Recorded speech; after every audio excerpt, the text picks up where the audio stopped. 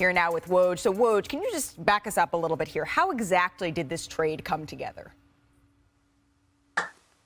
Hey, Malika, there were discussions as late as last night that included bigger trades than just a two-way deal with L.A. I was told that there were some three-way talks that would have involved Phoenix, but those larger trade discussions fell by the wayside. And then L.A. and Washington this morning zeroed in on the deal that they ultimately landed on, Rui Hachimura for Kendrick Nunn and those 3 second-round picks. A 2023 pick that L.A. has via Chicago, and the Lakers' own 2029 pick. And this was a player, Hachimura, who had wanted to be moved, did not reach a contract extension on his rookie extension this summer and into the fall with Washington, and wanted to be finishing games. That wasn't happening. And Kyle Kuzma certainly moved into a significant role in this Wizards front line. And I think for Washington, this is a chance for them, to move on from Hachimura and, get some draft capital back without taking salary back from the Lakers. And a Laker team now that obviously with Hachimura, gets a young wing player, wing defender, 3-point shooter, a corner 3-point shooter. He's shown some success doing that in the last couple of years. And I'm told the Lakers certainly would like to sign Hachimura to an extension this summer. He'll be a restricted free agent, but this, gets another young big wing in that Laker lineup who can defend and obviously make some open shots. They needed more shooting on this Laker team, and it's a player that they hope can help right away, and they certainly hope they can develop over time and into the kind of player people thought he would be when he was picked in the top 10 out of Gonzaga. Interesting. So Rui Hachimura, you're reporting on his way to Los Angeles. Woj, thank you very much. I want to bring it out to the entire panel now here with Ramona Shelburne, Richard Jefferson, Chiney Ogumake. Kendrick Perkins is going to be joining us in just a little bit. Fix your face. Ramona, let's start with you here. What more can you tell us about what the Lakers are hoping to get with Rui Hachimura being added to this roster? Well, they like that he's a big defender, 6'9", could play on the wings, and in that mold, like Markieff Morris, when they had him on that championship team, their analytics suggest that he has had good stretches where he can hit that corner 3. And when LeBron plays with guys like that, he generally tends to elevate their games. And so they've had some success finding some good role players lately. Last night against Portland, Thomas Bryant, Dennis Schroeder, those are guys that they got for minimum deals. They did not have to do much with these guys, and they've found some gems. They're hoping Hachimura can be in the same role here because they think that he will play well next to LeBron James. They have enough guards. Right. With the way Dennis Schroeder's play, the way Pat Bev is starting to play, they have enough guards. Kendrick Nunn was expendable here. They need more size. Interesting. Rich, your thoughts on this trade? Why are you messing with me? No, listen. Good job, baby. It is an improvement. Like, Hachimura is a very good player. Like, again, you look at like Thomas Bryant and what he's been doing. I believe he was the backup to Rui or right before he got there. So, like, you look at the mold, he's a more skilled player, but similar effort, body types, they can do similar things.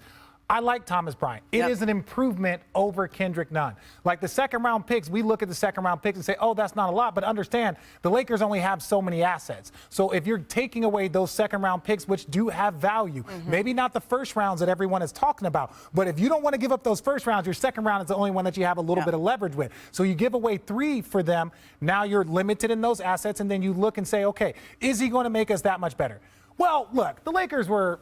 great comeback last night, but they are better with him, so I'll give him that. Is this a deal break, or is this a needle mover? Is this going to move him from 8 to 6? I don't think so, but it is a step in the right direction. Yeah, I like the durability factor. I know apart from his, stretches where he's been injured, just by his size, his physique, we all know LeBron James thrives with shooting and also athletic wings. And then you look at the rotations, Anthony Davis coming back soon, Thomas Bryant obviously doing a great job, and then LeBron even playing the 4, technically in lineups.